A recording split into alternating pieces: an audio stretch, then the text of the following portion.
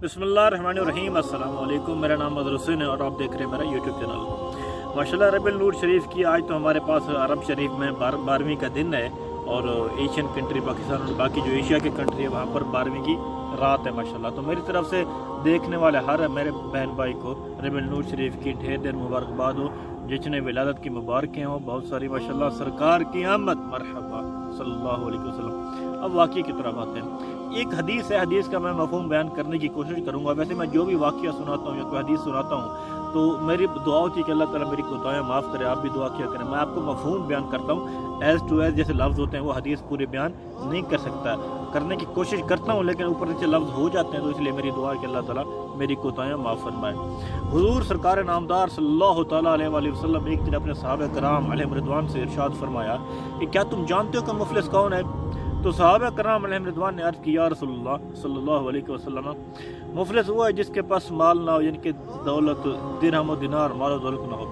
तो हुजूर अलैहिस्सलातु वस्सलाम ने इरशाद फरमाया, नहीं बल्कि मुफलिस वो है जो क़यामत के दिन आएगा अपने साथ नमाज, रोज़े, सदका, खैरात ये लेकर आएगा, लेकिन उसने दुनिया में किसी को गाली दी होगी, किसी का नाहक खून बहाया होगा, किसी का हक तलफ किया होगा। उससे अल्लाह ताला फिर जिसका उसने हक तलफ किया होगा उसे बुलाएगा, उसका जो उस शख्स ने दुनिया में हक तलफ किया होगा उस शख्स की नेकियां लेकर उस शख्स को दे देगा। इस तरह करते करते उस शख्स की नेकियां सारी ख़त्म हो जाएंगी, लेकिन उस शख्स वो लोगों के हकूक़ पूरे अदा नहीं कर सकेगा। उसके बाद अल्लाह ताला फिर जिनके हकूक़ उस शख्स पर बाकी होंगे उनके गुनाह उसके सर पर डाल देगा। इस तरह अल्लाह ताला इंसाफ फरमाएगा। तो इस तरह वो शख्स दूसरे लोगों के गुनाहों की वजह से जहन्नम में चला जाएगा। अल्लाहु अकबर। अल्लाह ताला हमें ऐसी महरूमी से बचाए। हमें हुकूकुल्लाह के साथ साथ हुकूकुल इबाद का भी ख़ास तौर पर ख्याल रखना चाहिए।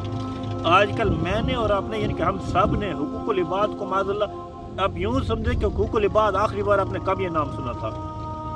मैंने भी यकीन करे जब वाक़या पढ़ा तो मेरे ज़हन में बात आई, हमारे ज़हनों से ये बात निकल चुकी है हुकूकुल इबाद। हालांकि इस पर हमारी सख्त गिरफ्त हो सकती है। अल्लाह की पनाह, अल्लाह ताला हमारे हाल पर रहम करे। हमें हुकूकुल्लाह के साथ साथ हुकूकुल इबाद का भी ख्याल रखना चाहिए। अस्सलाम वालेकुम।